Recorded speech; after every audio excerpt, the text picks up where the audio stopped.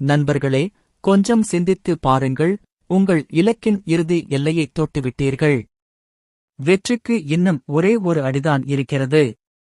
ஆனால் எதிர்பாராத ஒரு திருப்பத்தில் நீங்கள் அடையவிருந்த வாய்ப்பு உங்களை விட்டு விலகிச் சென்றால் எப்படி இருக்கும்? இதை அழகாக உணர்த்தும் ஒரு பழமொழிதான், கைக்கு எட்டியது வாய்க்கு எட்டவில்லை. இந்த தமிழ் பழமொழி உண்மையில் நாம் வாழ்க்கையில் சந்திக்கும் ஒரு கடுமையான ஏமாற்றத்தை மிகச் சுருக்கமாகச் சொல்கிறது.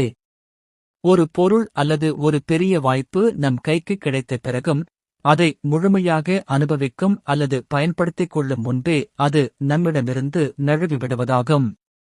கையில் உள்ள உணவை சாப்பிட வாய்க்கு கொண்டு செல்லும் முன் அது எதிர்பாராமல் கீழே விழுந்து விடுவது அல்லது பறிபோவது போல் இருப்பது.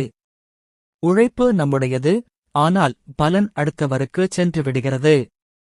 நாம் கடினமாக முயற்சி செய்து ஒரு இலக்கை அடைந்த பிறகும் அந்த வெற்றியின் முழு பலனை நாம் அனுபவிக்க முடியாத சூழல்களில்தான் இந்த பழமொழி பயன்படுத்தப்படுகிறது. உதாரணமாக, நீங்கள் ஒரு பெரிய வேலை வாய்ப்புக்காக போராடி இறுதிக்கட்ட நேர்காணலிலும் ஃபைனல் இன்டர்வியூவில் தேர்வாகிவிட்டீர்கள். ஆனால் ஒப்பந்தத்தில், ஆஃபர் லெட்டரில் கையெழுத்திடும் கடைசி தருணத்தில் நிறுவனம் சில விதிமுறைகளை மாற்றியமைத்து அந்த வாய்ப்பை வேறு ஒருவருக்கு அளித்துவிட்டால், அதுவே கைக்கு எட்டியது வாய்க்கு எட்டாத நிலைதான். தேர்வில் வெற்றி பெற்ற ஒரு மாணவருக்கு பரிசு உறுதி செய்யப்பட்டிருக்கும். ஆனால் பரிசு கொடுக்கும் கடைசி நிமிடத்தில் ஏதோ ஒரு நிர்வாக காரணத்தால் அந்த பரிசு வேறு ஒருவருக்கு போய் சேருவதும் இதே நிலைமைதான்.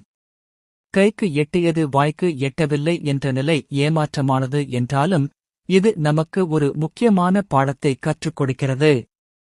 நமது வெற்றியை உறுதிப்படுத்திக் கொள்ளும் வரை, கடைசி நொடிவரை கவனமும் உறுதியும் தேவை.